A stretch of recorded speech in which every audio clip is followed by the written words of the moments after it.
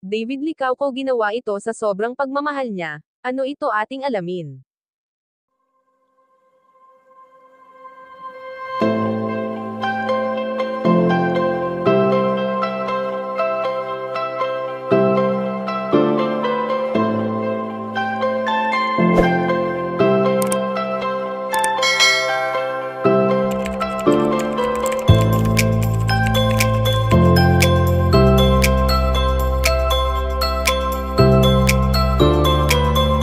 Alam naman natin kung gaano kabuting tao ang pambansang Ginoo na si David Licauco na kung saan nga ay maraming mga netizens ang lubos na humahanga sa binata.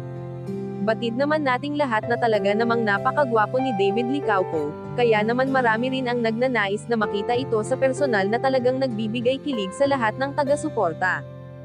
Sa palagiang pagkakasama nga ng tambalang barda ay marami ang nahiling na sana ay sa totoong buhay ay magkaroon ng relasyon sina David Licauco at Barbie Forteza na halata namang bagay sila para sa isa't isa.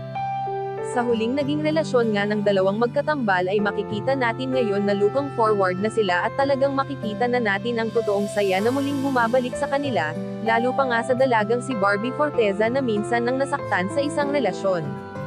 Subalit sa ngayon nga ay ayon sa aming impormasyon na nakalap na may isang ginawa ang pambansang Ginoo na si David Licauco, dahil sa pagmamahal niya sa isang babae na talagang marami ang nagulat.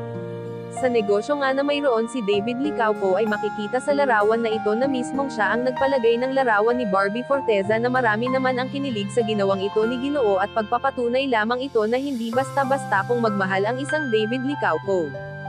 Kayo mga kachika, anong masasabi nyo dito? Please leave the comment and don't forget to subscribe.